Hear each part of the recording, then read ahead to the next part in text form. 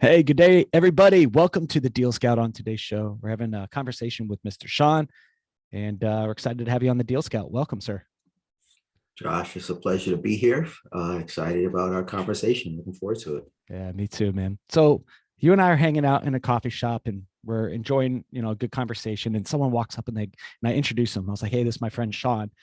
And they say, "Oh, hey, Shawn, nice to meet you. Who are you, and what do you do?" That's typically how everybody starts it off. So let's start it off there. I would say that I'm currently the CEO of a special purpose acquisition company.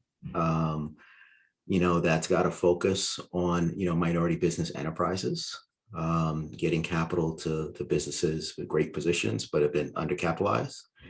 I'm also an author and a speaker, and a dad and a husband, and someone who's just trying to have the most impact with the time that I have. Yeah. Well, let's do this.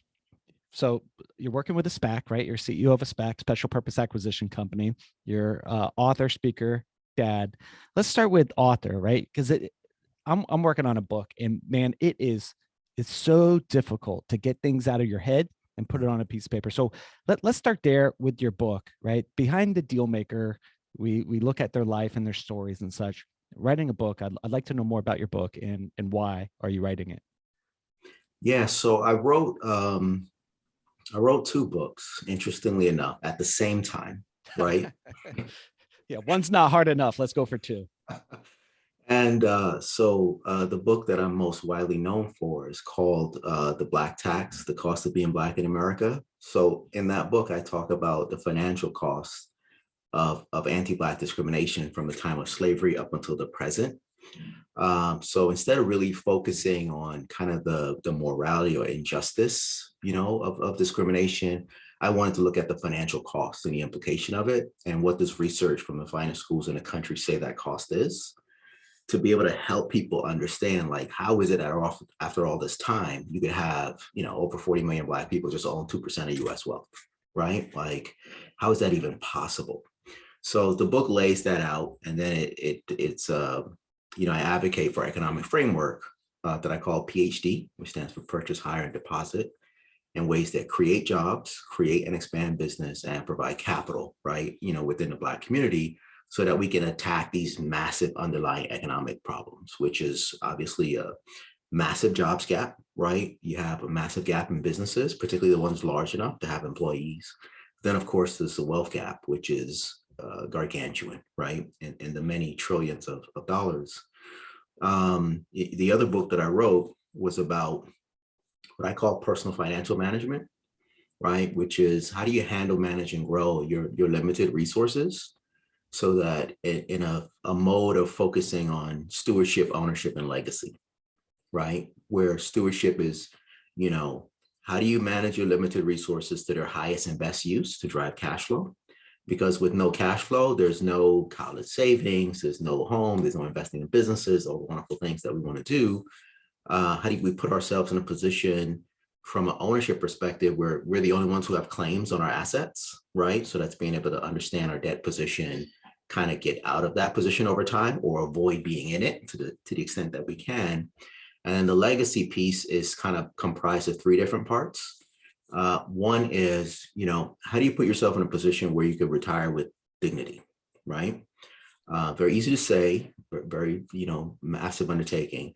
How do we put ourselves in a position where we could leave like an inheritance for our children's children? That is, it's hard enough to be able to put yourself in a good position as well as your current, nuclear family. But when you start thinking about your children's children, it really changes your whole paradigm and puts things in perspective. And then the third piece is, if you see a need, right, on your day-to-day walk and you want to do something about it, you actually have the resources to do so right then, and not just rely on, hoping and praying that things get better, but being able to take action. And to do all those things means you need to have the resources. To have the resources, you have had to have a plan that you're executing. To have had a plan, you had to, put one in place and drive it over time. So one book is about creating more businesses and the capital that's there to drive that, but ultimately that's going to lead to earned income, right? And then the other book is how you turn earned income into retained income. especially for families that are very unlikely to get intergenerational transfers, right? The inheritances aren't going to be coming. So all you have is what you got now and what may be coming in the future. So you got to handle, manage that, and grow that, as best you can. Yeah. All right. So 2 books. What was the process for you of writing this? Like, why did you write these? Why was this important to you? So it's a great, great question. So for the Black tax, I wanted to accomplish a couple things. I wanted to create the most compelling case to commercialize Black enterprise, right? Because doing more business creates more employment, right? It attracts more capital. Like this is critical for any community. You guys can't have community without capital, right? So that's very, very, important. The other piece of it was just dealing with some of the unique challenges of, the Black community in general, but disenfranchised community, is you haven't had the resources over time en masse to accumulate that knowledge, right? That would normally be passed at the proverbial dinner table about how to manage resources and the like. And we're always trying to create it or recreate that story. So I wanted to create like a pathway, and it started with where people are. I found that a lot of advice addressed the issue of allocation. So you have, 750,000, you have, $1 million or whatever. How do you allocate that most effectively across various classes to create generational wealth? It's not our problem, right? The problem is, how do you accumulate that in the first place?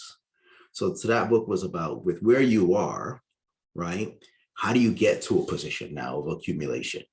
And that's really critical. And I found most of the work out there bypass that, right? It was an assumption that that's going to be taken care of. And once you got there, here's the solution. Yeah. Now, for people who are listening in, for our audience who are just listening in, they might not be able to see me and you, right? So we're 2 men speaking. I'm a white male, right? And you wrote a book on Black tax. There's things that I probably do not understand, right? Like, having empathy or sympathy for what other people are going through. So why don't you paint a picture for us on the cost of being Black, right?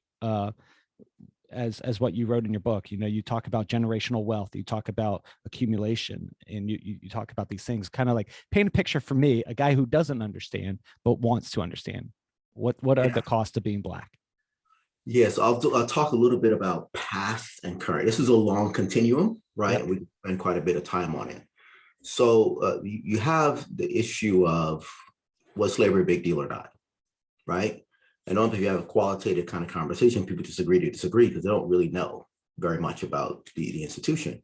So I don't talk about the horrors, but I do take a look at what economists say the economic cost was, which is of labor extracted from millions of people over almost 250-year period, right? It's a gargantuan number. When you start looking at the numbers, it starts to approach like $50 trillion.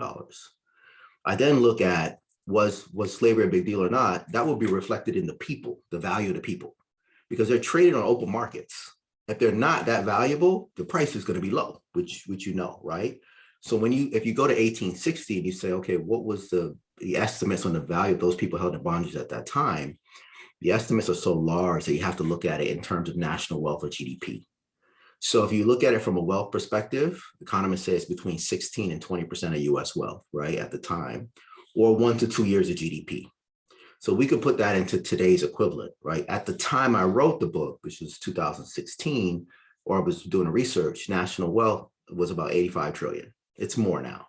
So 16 to 20% of that is 14 to 17 trillion. If you take an average of that, you're 15.5. It's a big number for the value of people held in bondage at that time in today's equivalent. If you look at it from a GDP perspective, as you may know, national income is about 19 trillion pre-COVID. 1 to 2 years of that is 19 to 38 trillion. Take an average of those 2 years, 28.5. So that's just like 2 different modes to independently come up with those folks. You take an average, you're at 22.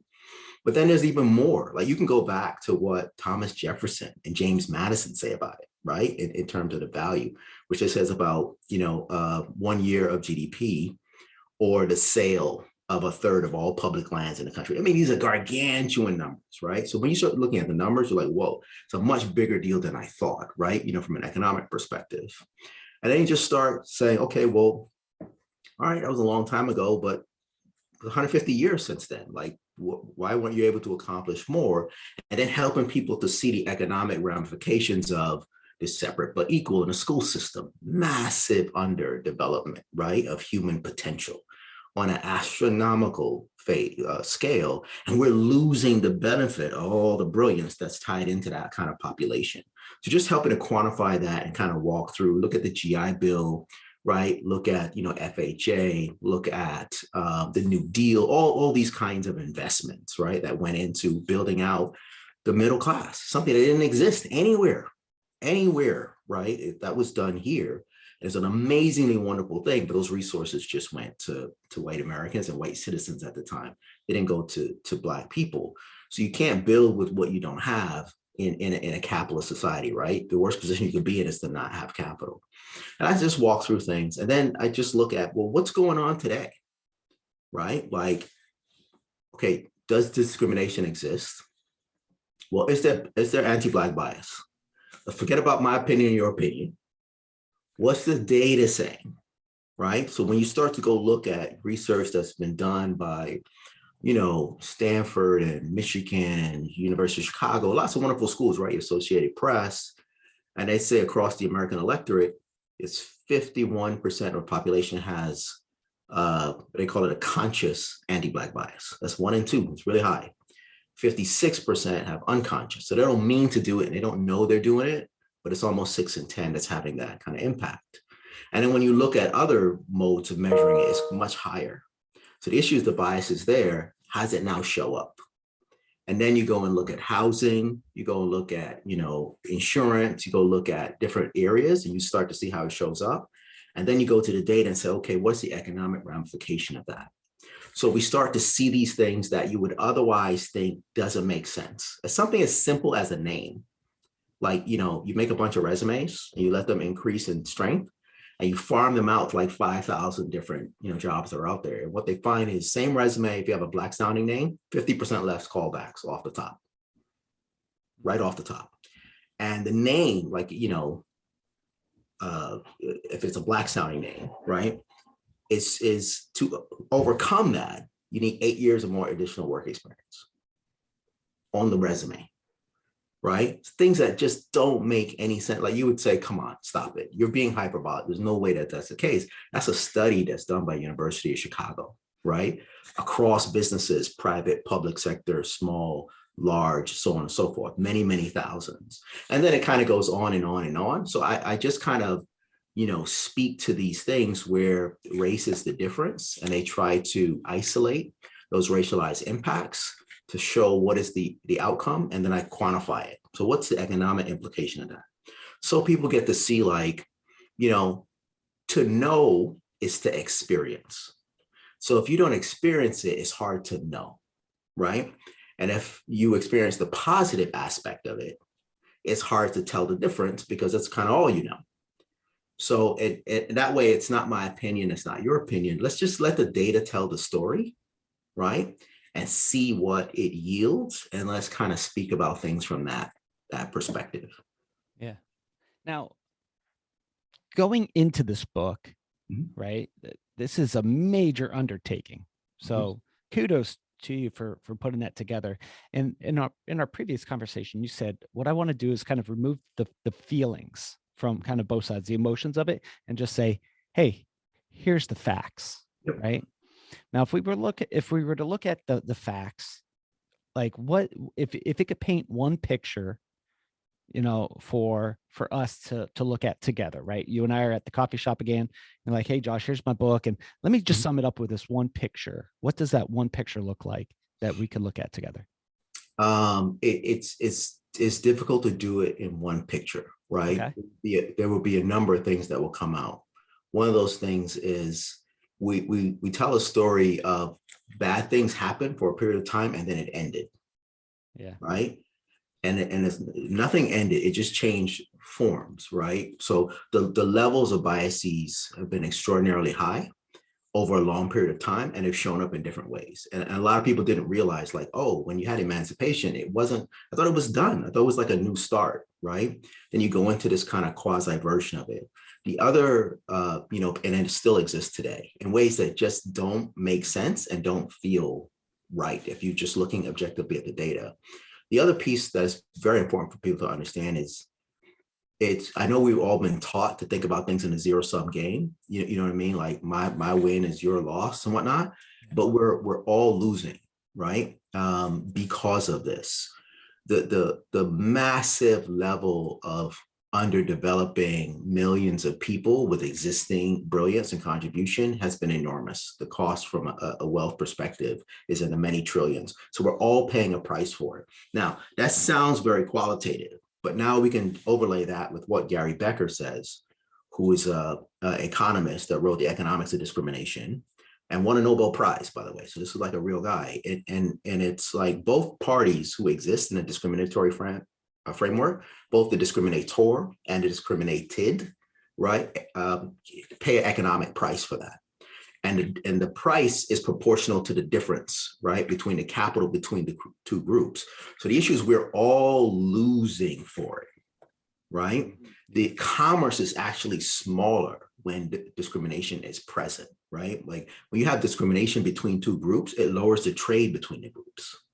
And that's one of the things that I want people to know. Like, even if you don't care about all the touchy-feely stuff, there's more in it for you when we eliminate these things, right? When we develop people and we allow them to deploy that skill set to the fullest of their capability. Yeah. All right. Got a question for you. This is so cool. Thank you for doing this, by the way. This is really cool. So we're at that coffee shop again, and I'm like, hey, it's on me today, right? Like I got your coffee or your tea or whatever. What would you drink? It's, we're going to a meeting, 9 o'clock. What's your drink? We'll be sharing coffee. I'll be having some coffee. Okay. How do you typically take your coffee? I like it. Lots of cream, no sugar. Lots of cream, no sugar. Okay, cool. So we're sitting there having a cup of coffee, and we're taking a look at this. And let's just say you and I have been friends for a very long time. So there's trust there. There's trust in relationship where I could ask tough questions and have where my intention is to love my fellow brother. Okay. So let's paint the picture there. And I said, and I say, hey, Shawn, like what's to prevent the pendulum from swinging in the other direction? So like, I want to invest in your SPAC, and I want to help invest in minority owned businesses, and I want to build and grow because I believe in people, not necessarily one group or the other, but I love your mission. You're my brother. Let's do this. What's to prevent 10, 20, years from now, or even my grandkids from the ones being on the flip side? Because you're saying both parties pay an economic price in discrimination. How do we prevent that from happening to my kids? And what does the future, perfect future look like for both when your grandkids and my grandkids are hanging out together? What should that look like? Yeah. So the probability of your kids facing stuff is very low, right? Because if you look at the capital difference between Black and white people, Black people own about 2%, white people own about 90%. So people spend a lot of time talking about when it's going to become like a majority minority country and all that kind of stuff, and they're really afraid of this and all that kind of stuff. That's economically going to be largely irrelevant, right? Because white people in this country will be the economic majority. People will not have the capital base. If they wanted to express, if they had a taste to discriminate, they wouldn't have the ability to do so because the capital difference between the two is so draconianly high, right? And generally, Black people don't have like this. We don't have a belief system that other groups are less than, right? And then we need to act in a way to make that reality a part of it, right? So even if you're just like the reverse kind of thing happening, like that's not going to happen. The taste for it isn't there, and the ability economically to do it, right, isn't there. Now, how do you prevent it in general? That's about belief systems, right? That's about what do you believe about your fellow man, and that's counteracting, half a millennia of science and religion and society and law with this idea that one group of people, in particular the male group of that people, has a prodigious wealth of innovation, contribution, brilliance, everything is hyper concentrated there, and everybody else was made um, permanently like less capable, right? And the whole construct was built on that. So that doesn't exist anywhere. Like skill, capability, all that stuff follows a normal distribution across all human populations. Like nobody has a monopoly on brilliance, on creativity, on any of that stuff. What you can have is a monopoly on the capital that allows you to develop what exists within your group.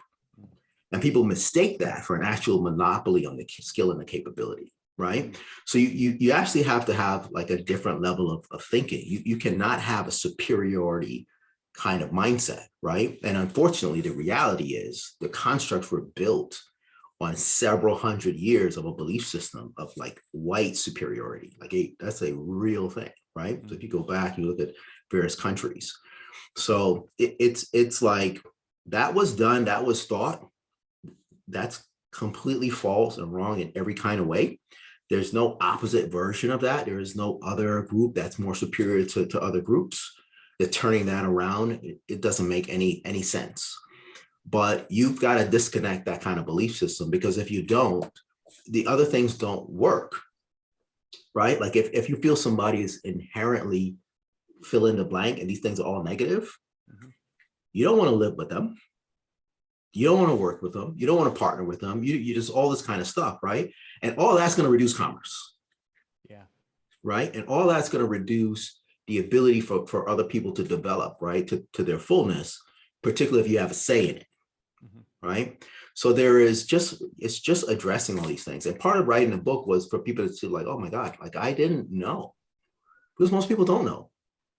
Right. They don't know the economic impact of slavery. They don't know the economic impact of Jim Crow. They don't know what was the opportunity cost of not getting the 40 acres and a mule. All that is a startup capital, by the way. Right? Some land and a mule augments labor. You go work it and grow it, and you can engage in commerce. Well, that didn't happen, but you distributed 246 million acres, right, to 1.5 million white families. Like that literally happened at the same time. That's going to have an economic, impact. That's going to play out in the capital markets. How did the markets react to you?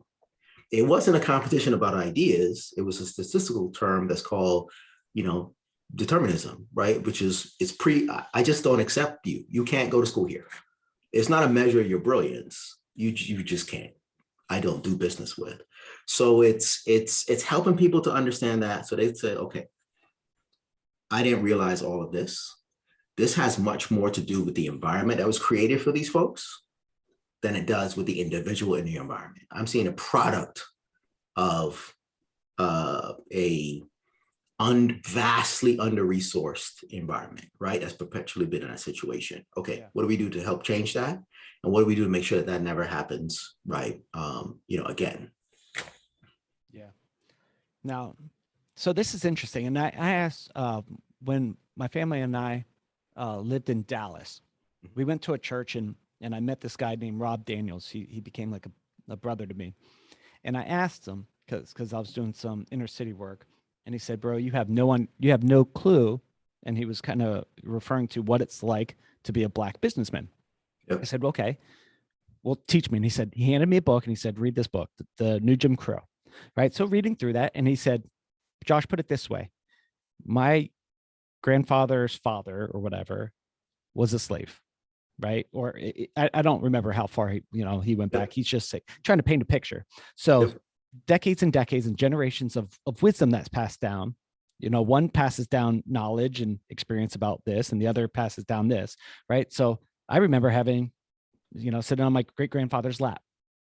Education. He was highly educated and he had stuff. So he just kind of like, and he gave me this book. So a big shout out to my buddy Rob. I love him.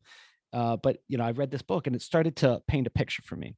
Now, at the same time, let me do this is, so I see this, and I believe, and this is a little bit of my belief, that we're made in the image of God, right? So it's not up to me to say you are this or you are that, or I am this or I am not, except that we're both brothers under God, right? Now, when I see, when I see a lot of stuff going on about, minority owned, things, how is that, like one of the things that I want to be is for other people, but how do I guard my heart, and maybe give me the advice of this, right? Because I'm really coming with a pure mind and heart about this. How do I prevent myself from feeling that I'm being discriminated against? Now, trust me, like, I'm very blessed and I'm thankful. But when I see that, I go, oh, I'm scared that maybe for my great grandkids or something like that, that they may face discrimination too. How do I protect myself and my heart against that? Yeah, I think you gotta stick with the data. Yeah. Right now, you own 90% of everything that's worth owning in the greatest country that's ever existed since the beginning of time, period, full stop, and end of story. Right now, right? Mm-hmm. And so, and when you look at the data, there's that anti-Black bias.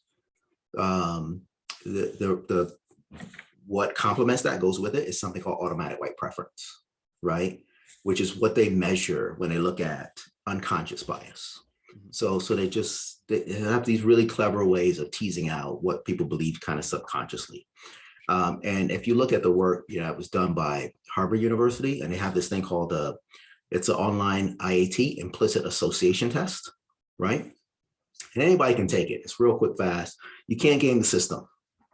Like, it's going to give you a measure of your level, right? You go, how racist are you by this test or something like no, that? it's measuring your preference. Okay, got it. Right? Racism is different, right? Like, I'm talking about discrimination. Okay. And I'm talking about the bias that leads to discrimination. We have to be very precise in our words. People keep throwing around terms casually and amalgamating them, right? So the levels for the many, many millions of people who have taken like that online, association tests, is like 70% of those folks have an automatic white preference, right? You're preferred in situations subconsciously. You'll get a better deal in the studies that show you'll get a better price on your auto dealership, on a whole bunch of things. It's like it's already built in. And what people don't realize is they think right now the current state is equitable and it's egalitarian. It isn't, right? The current state has enormously high levels, right, of automatic white preference, right, and enormously high levels of anti-Black bias. So if I look at somebody's work product, people actually evaluate the same work product completely differently depending on who they think wrote it, changing nothing in it, right? So one is just to understand the context. Like, it doesn't feel this way because it's all people know. They're normal situations. Like right now, we have literally a ton of pressure on us because we have, a couple of miles, 7 miles of atmosphere on us, right? But we don't feel it. It's all we know. You only know that there's more pressure if you go down a swimming pool, you go down 10 feet, then you have 2 atmospheres, right, on you. But right now, that's there. You have that, massive level of capital base now and ownership, systems, processes, and you're preferred, both by yourself and by other people. So so it's important to understand the current state, because people can feel like, oh, like I have very little. No. You have the overwhelming vast majority of everything, right? If you look at, I think if hedge funds, private equity funds, mutual funds, REITs, VC stuff, I think the level is 98.7% white owned and controlled. Yeah, old like rich white guys. Yeah, you're not in a deprived spot as a group. You know what I mean? By any means. And that's important that people understand that, because it can feel like you're not in a great spot, right? Mm-hmm. But you are, and you're in a preferred situation in transactions of all kinds, right? And whether it's healthcare, whether it's interfacing with law enforcement, whether it's doing commercial transactions or whatever, there's a benefit that's accrued, and it's actually an economic benefit. And people aren't aware of it. They didn't ask for it. They didn't give permission. They didn't say it's a requirement.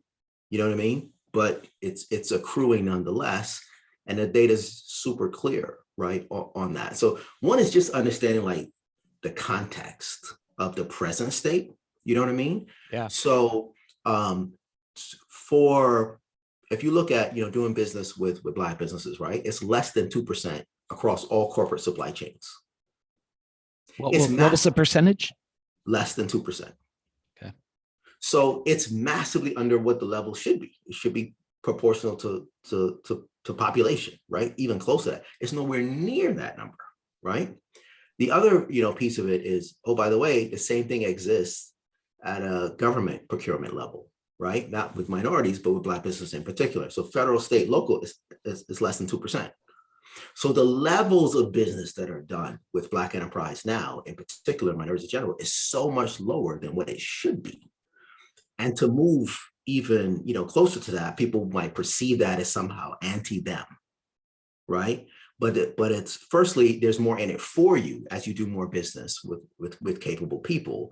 But those people are massively underutilized, underrepresented, under commercialized, under everything right now, right? And this pendulum is it's not equitable in any way. Like there's no version of how you look at that data where it's equitable now, right? So if you don't know that, when it becomes equitable, then people might feel like somehow it's depriving them, right? Where you get the benefit of people actually increasing the total pie. So anyway, hopefully like that's clear. Like context is really, really important, right? Like people are very worried and scared about this, that, and the other. And I'm like, look, the population will change however it wants. The capital is still going to wind up massively in the hands, right, of white people. People will have very little ability to discriminate against you if they have that taste, right? And for the Black population in general, that's not been the taste. The taste has been, how do we develop ourselves, right, in a way that makes sense without some external disruption? Because there's some big time external disruption that's happened, right, over the last 150 or so years. Yeah. Now, once again, even just talking about this, I feel uncomfortable. This is uncomfortable for me to ask you these questions because this isn't something that we're taught to ask tough questions and to receive tough answers, right? Like it just makes me, especially being freaking recorded, right, and sharing this in front of tens of thousands of people, right? So let me just start with saying I'm uncomfortable, but I'm glad we're doing this. Okay.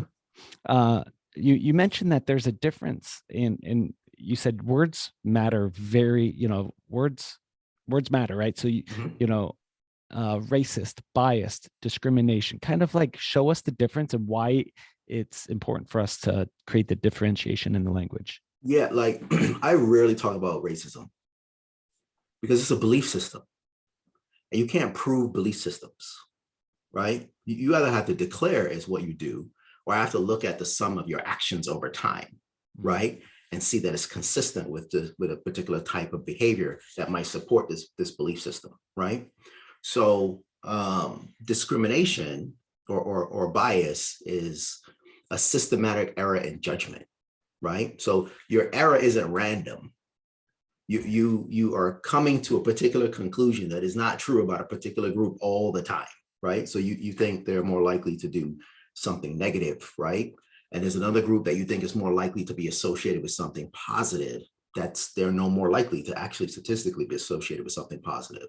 So those biases exist, and it's anti-Black bias, and it's kind of automatic white preference.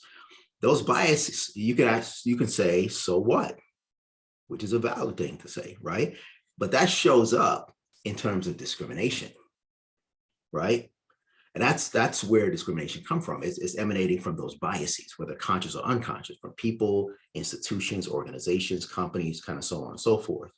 So you have the discrimination that emanates from these biases, which is why I'm speaking in like precise terms. And you can measure that stuff, right? Now, racism belief system. But before you get into racism, you have to get into what is race, right? And now you started getting into, because there are humans, right? And race is basically a belief that how people look, which is called phenotype, how your genes express themselves, is tightly correlated with your level of intelligence and virtue and all these things, and that's innate, right? And in the ism is that's what you believe. You believe the shape of noses and lips and hair texture and the color of people's skin is tied to intelligence and innovation and criminal behavior and all these different human traits, which is absurd. in its entirety. It's mind-boggling nonsensical, right? But that's what that is, right? Like, it's the belief that phenotype drives certain human characteristics. Now, we can get into why people have certain phenotypes. They're normally adaptations to environment, solar regime, or the thermodynamics of a particular area. I don't want to get all super wonky on that, right? But Okay. people just didn't know any better. They're like, Yeah. Somehow when I look around, I feel like I'm more technologically advanced than other people. This has happened throughout all of human history, by the way, right? Somebody's ahead of the curve. Others, right? You got Egyptians who are Black people who were building giant pyramids, Yeah. Incredible thousands things. of years ago, and other people are just walking around just trying to survive. You know, like, how the hell are you building pyramids and all this kind of stuff? So, you have others who are like, it must be me. I must be amazing, right? Mm-hmm. I I must be ordained by the creator, insert whoever you kind of think that is. And now what I'm going to do is I'm going to look for the confirmation of this kind of error thinking, which is wherever I'm going to make sure that that's the case, right? And the way you do that is you change people's environments. If you need like X, like 5 units of whatever to survive on a daily basis, and I give you one, you're going to fight for that resource. Yeah. That's independent of family, religion, community, anything. If you massively under resource people, they're going to fight amongst themselves. You're not going to have the cooperation and the collaboration. I can change your environment to get the kind of outcomes that you want. That's where that whole thing, and then it's like, well, it must be because of how we look and this and that and all this kind of stuff. And our group is better than other people. So, if a person believes that nose shape and the curls in your hair, the melanin in your skin and your lips and all this kind of nonsense is driving intellect and criminality and sexuality and all this kind of stuff, that's a patently absurd kind of thing, right? Now, I don't know who is or isn't, right? Because people could say you're a Christian or you're a Muslim or you're, any other, Judaic faith or whatever it is. I don't know unless I see a trail of activity that's consistent with that kind of belief system. Before it was illegal, people would tell you to your face how they felt, right? Now it's illegal to operate in that way. So people aren't going to tell you. What you can see is to what extent do they discriminate? And then you don't know if it's conscious or unconscious. You just know both levels are very, very high. So I'm not trying to be able to look at making judgments. I'm telling you, here's the economic impact of what you're doing. And that's reducing commerce. And that's unacceptable because now you're affecting that person and their family and their community and their ability to affect legacy. And oh, by the way, and you too, right? And if we want to be in a better place, we have to be able to identify those things and reduce them, right? For the greater good. So that's why I'm like, people throw around racism just very casually, right? And it may be applicable in terms of what they're talking about. It may not be applicable. Yeah. Now, for, let's just say we took that test that shows, people's biases towards this, Yep. right? Yep. And we go to, a predominantly, African-American community. Mm-hmm. Would they still have the same biases towards, the test, maybe white people of this or that, or is it just one-sided? No, it's the anti-Black bias levels and automatic white preference. Black people have it too. Really? We have biases against ourselves, right? It's an American kind of statement. You know what I mean? We have preferences for European phenotype. You could just look at it. You can see who gets elevated, who gets more airtime, who gets all that kind of stuff. Was that horrific cauldron that was known as slavery. It wasn't just about getting labor out of a bunch of people. How do you control that many people?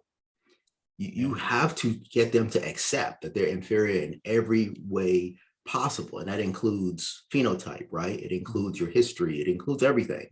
So that has very, very negative reverberating, effects.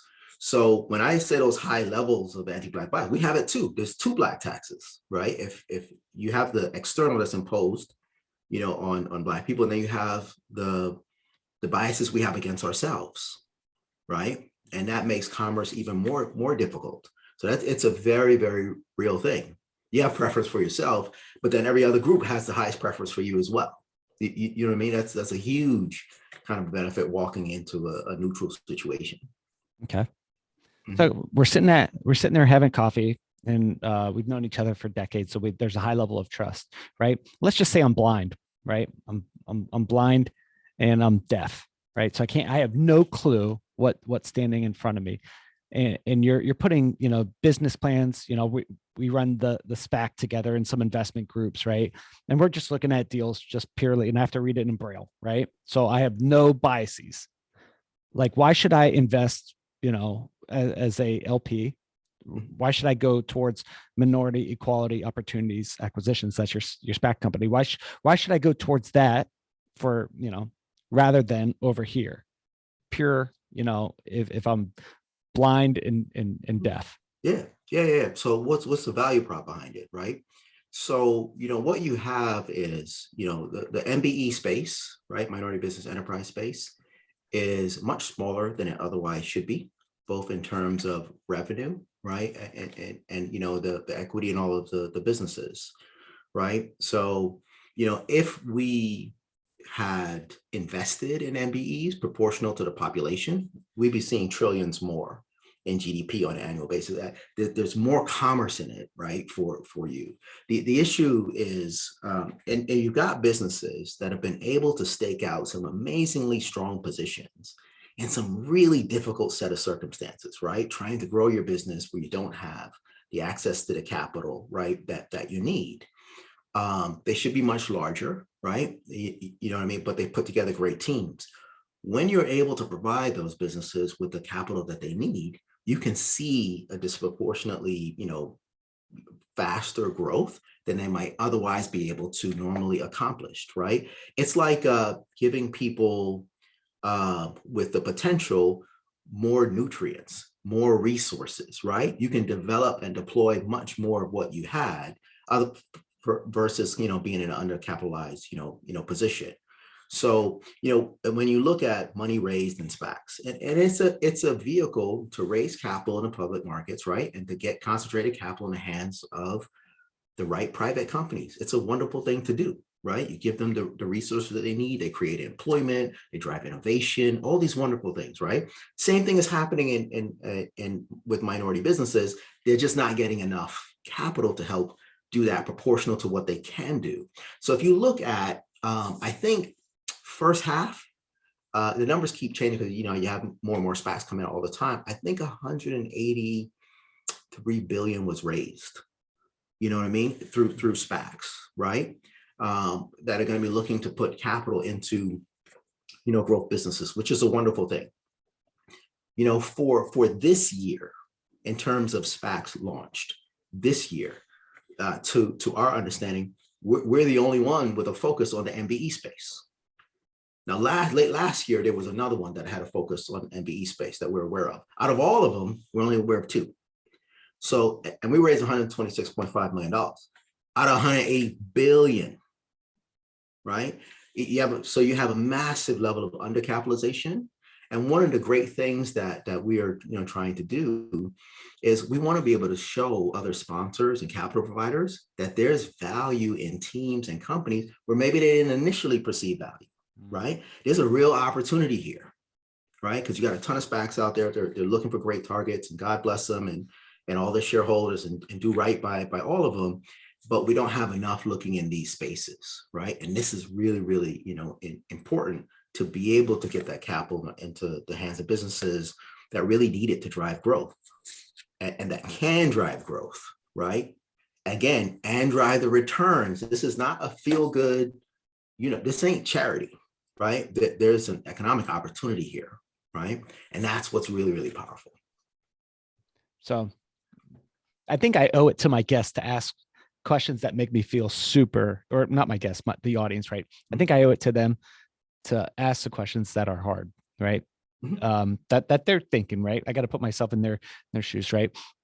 So how do we not be discriminatory when when your when your business investment thesis is to invest in one group rather than another? How is that not discriminatory? So, And I'm sorry for asking that yeah, no, question. no, it's going back to like an earlier thought, which is if I do business with you, Mhm. somehow I'm discriminating against other people. And Right. that was my exact point. So if I could reverse that and say, well, why is 99.999% of the many, many billions that you raise not going to this group? The presumption is that is good, right, just, and proper, right? And what I'm saying is, no, that's hyper focused on a particular group.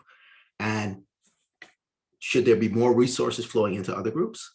Obviously, yes, there should be. Are there opportunities for growth? Yes. If you're looking for unicorns, are there possibilities to find unicorns within other groups? Yes, you can, right? Sure. If you want the greatest outcomes, you actually have to distribute your resources because more evenly to be able to get to those, because you don't, all the talent, skill returns isn't hyper concentrated in one group, right? If you start from a position of doing something other than what I'm doing now, which is hyper concentrating in the hands, right, of one group of people, particularly the male version of that group, is what's equitable. It isn't. What I'm trying to say is there's more return in it for you as you invest in other groups because they're being underutilized, right?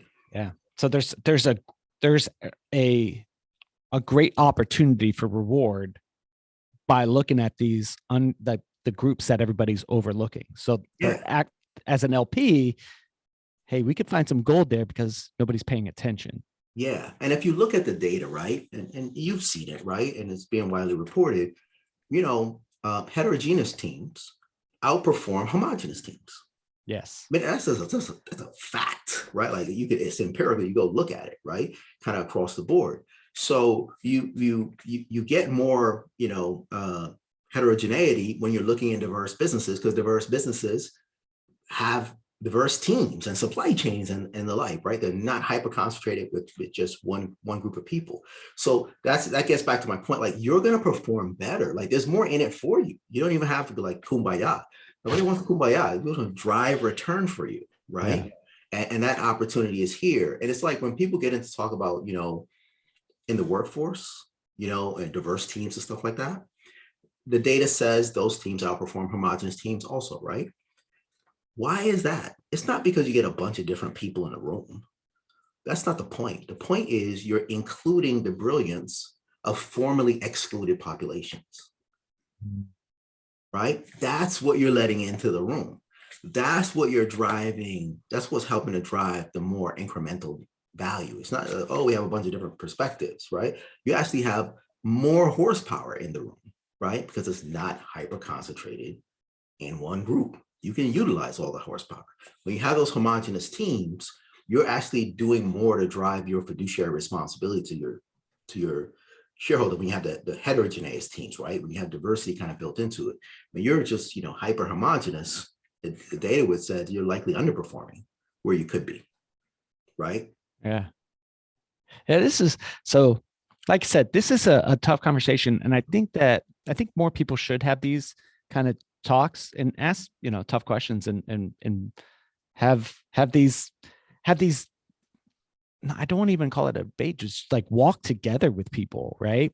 So, we're finishing up coffee and you're like, hey, Josh, I want to, walk with this with you. What would that look like? So here I am, like, how could I participate? How could I help? How could I be a part of it? Or is there not an option for me? In terms of development and advancement, or in terms of like the SPAC in particular, like which thing are you talking? No, I would say, so the SPAC's cool and I'll support you on that, but I'm just saying, like, overall, like in the grand scheme of things for my grandkids and your grandkids, what could I do today to start building the path towards something better? So this is a great question, right? That requires more time than we have to walk through. So I'm not going to do it justice. Let me just say that up top. This is a $14 trillion gap. Like people always like, give me your 3-point plan to solve all this stuff. There's no 3-point plan, right? The silver bullet, isn't there. Part of it is, people just need to understand and have context, right? Because if you don't understand how people got here, you're going to be ascribing where they are to them, as opposed to the environment that was like foisted upon them over a hyper long period of time. What you're seeing is what environments produce. That's not a racialized aspect. You take those people out, you drop in somebody else, you're going to see like same types of things. So that's just that education, awareness, the discussion that we're having, right? That's really important. The piece of it is, okay, well, how do you start to drive change? Well, the efforts, initiative, plans, and strategies need to have a direct stimulative impact on job creation, business creation and an expansion, right? And capital availability and affordability. You can't get to those thriving communities that we all want to be a part of with massive gaps in those, right? When for pre-COVID, you're missing about 6 million jobs in the Black community. We're missing about 1.4 million businesses with employees. 1.4 million, right? With employees, then plus this huge capital gap. So what are the things you can do to have that impact? It's like, from a personal perspective, it's how you spend your own money, right? Maybe your lawyer or accountant or the auto dealer or the realtor or the plumber or whoever you spend money with, who are great service providers. You can do it with diverse businesses and Black business in particular, because that generates an economic activity that flows through families, right? Yeah. That's very huge. You can do that with, in your sphere of influence, the businesses that you own, right? The institutions that you may be a part of and may influence from being on the boards and the advisory committees and the like. You may be able to do it with your representatives, right? To say we need policies, plans, and programs that are going to lead to job creation, right? That are going to lead to business formation and expansion. That are going to make capital available and affordable. And then the surrounding ecosystem of things to help facilitate that. Because we can agree that we're going to hire 15,000 diverse people tomorrow, but then we're going to be like, well, are the skill sets there that we need in particular, right? So we can define what those things are, and we can work with groups of I call upskillers that help to give people those skill sets so that we could be effective offtake partners, right? You could build an ecosystem to help, solution that problem over time. And that's just like a small part. It's more like a framework. And then you can work on the individual plans and programs that could have the biggest, impact within it. But at the end of the day, we want, you want to have a direct stimulative impact on job creation, right? Business formation, expansion, and making capital available and affordable. And then ultimately you want to organize that in ways where you have better health and educational outcomes, right? And driving towards that, that's how we get to that place over time. That's pretty cool. Now, here you are, husband, father, author, 2 books under the belt so far. Is there another book that you got in your mind that you're thinking of writing in the future? That's a really great question. So when I finished with the first 2, I was like, I'm not doing this again. I'm done with this crap. Yeah. But there are some more that I would like to write about. The challenge is just having the time, right, to be able to do it. And my stuff tends to be pretty research heavy. So I like to go in and really kind of understand the underlying pieces of it and make complex things easy to understand, right, for all of us. So yeah, there's 1 or 2 more that I think are worth doing. And I'll need the time to be able to really dig in. Cool. All right. I'm going to ask a favor of you, Shawn. All right. So we're finishing up our coffee, and I invited a young guy that my partner and I are hoping to invest in, right? I can't give you his name, but we're going to share this with him, right? He's a young African-American. He has a wife and a few kiddos, and you get to look at him and give him one piece of advice or encouragement, right? As he's building himself up and digging out of a tough situation financially. Like what's one piece of advice you'd give him, looking him in his eyes? It's it's difficult, right? Because I don't know a whole lot about his context, right? Yeah. If you told me about his context, I'd be able to put a whole plan together. I bet you could. Maybe I'll just introduce you guys afterwards. Right. Right. But it really depends. If he's an entrepreneur, and you assume that you have a great kind of idea, it makes some sense. Then he's going to need access to capital and resources, right? That more than likely, statistically, he doesn't have himself and doesn't Right. have his friends and family group. So it's like, what are the best and most efficient ways to be able to get to that, right? With people who can, and that might be the group of folks that you could give him access to, right, through your network, or other organizations that maybe we could be able to direct him to, right, to prove out some of these ideas, right, in the marketplace. And it's many things, man. It's your network, right? It's working with people who believe in what you're doing, because that can translate to investment and connections, and being, open with you. Totally. Getting sponsorship, like people who are going to help you get the contract or make the introductions, not this kind of coaching type thing, but like real, sponsorship is very important. And if people are excited about what you're doing, willing to invest in it's obviously got to make economic sense and all that kind of stuff. But take the help, right? If they're willing to, open their networks and use their centrality in particular markets to establish things, then treat that money like it's gold and drive the biggest possible return that you can do in your sphere of influence, because not only will it make you incredibly successful, but it will catalyze those folks to do it for other people. There's another 15 people behind that could benefit from how well you do, right? There's zero time to BS or to not deliver. And I'm not saying that he or anybody else would, but when you've got other people's resources, you got to treat that like gold, and you got to deliver the hell out of it. You know what I mean? And we just need to make sure that he and his, female peers and others have the resources that they need to be able to put it to work. Cool. Before I leave, you say, hey, Josh, before you go, I got a book for you. A book or a resource. It can't be one of yours because I already bought both your books, right? Okay. So I'm leaving, and you go, hey, Josh, you got to read this. What is that book or resource that you would hand over to me? Oh man, that is such a good question. I'm gonna turn it just a little and tell you. Oh man, I'll tell you about a couple of books I think are awesome. All right. You should check out. I think I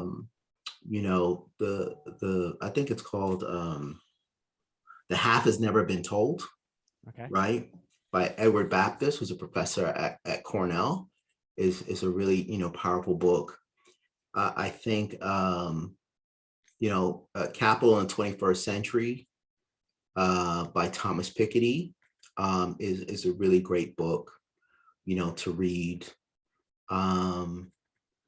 There are a lot of them, right? I won't be able to do it justice. I can give you like my recommended list, of it. And then I read quirky stuff, right? So I will lay out books that cover in the same period at the same time. So I was reading from Third World to First by Lee Kuan Yew, who is kind of the father of Singapore. He took them from dependence to independence, and then to a first world country. He writes autobiography about how he did it, which is pretty amazing. And he's well thought of, was by leaders all over the world. So just to hear his story about how you build a nation and how you do all those things and how to get different groups to coordinate and the like was a really powerful thing. And I juxtaposed that with Thomas Piketty's work, so I could see how global capital flows are going.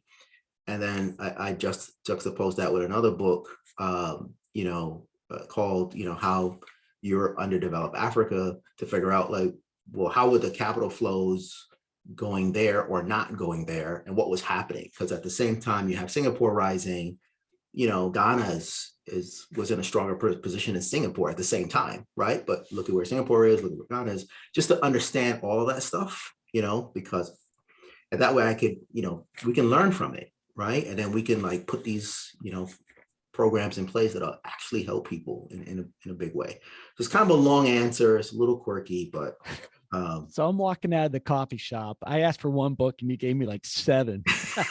that's what happens. That's what happens. Right on. So that was a good question to ask you. All right. So what's a question, Shawn, that you wish I would ask you, or that you wish someone would ask you? You do a bunch of these podcast shows. You're building an incredible business. What's a question that you wish someone, business or personal, that you wish someone would ask you? Oh man, that is a great question.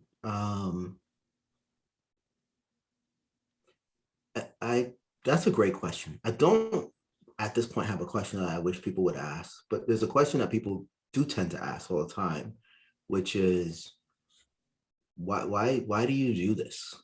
Right? Like, and I always said, because you're not doing it. You know what I mean? Someone's got to do it.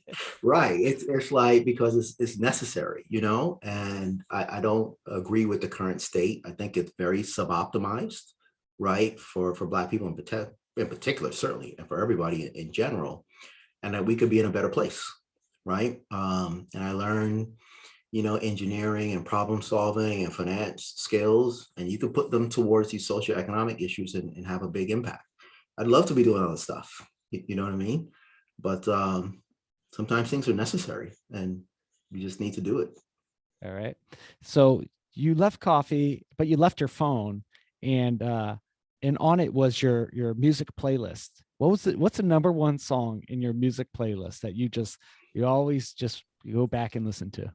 Oh man. I have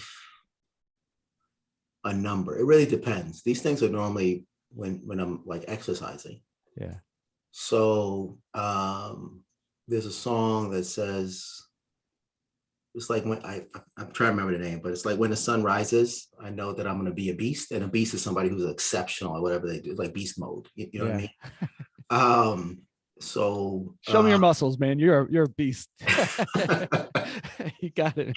It gets you kind of, amped up. Yeah. Normally the stuff is like workout music. Yeah. So you can keep going when it's hard. I like the last album by this young man called Nipsey Hussle, who is from the Slauson area in LA.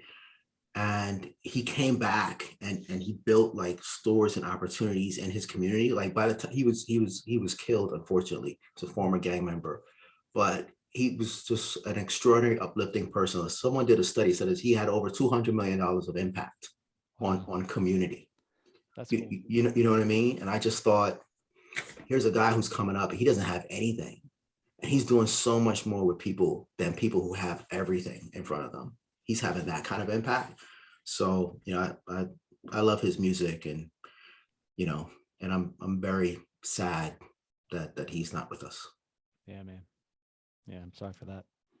Well, if someone's listening in and they go, man, Shawn, I like what you're working on. I want to participate. I want to, connect with you and maybe do a deal with you. What's a good way for someone to follow you, connect with you, and maybe do a deal?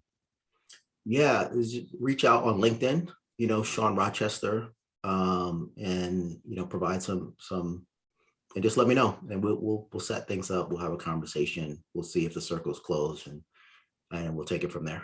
Sounds good. Ladies and gentlemen listening in, I hope you've enjoyed this conversation. I'd encourage you guys to have these, chats too with people, and, like, let's build things together. Let's talk to each other. And, the purpose of this show is to put people in deals together. So let's do a deal, right? Reach out to our guests and say, hey, how could I get involved in what you're working on? All their contact information will be in the show notes below. So as you guys are listening in, drive safely, but you could click on the show notes and connect directly with our guests and say, thank you for being on the show, and then find a way to do a deal with them. If you're working on a deal, want to talk about a deal, maybe be on the show, head on over to thedealscout.com, fill out a quick form, maybe get you on the show next. Till then, talk to you all on the next episode. See you, everybody.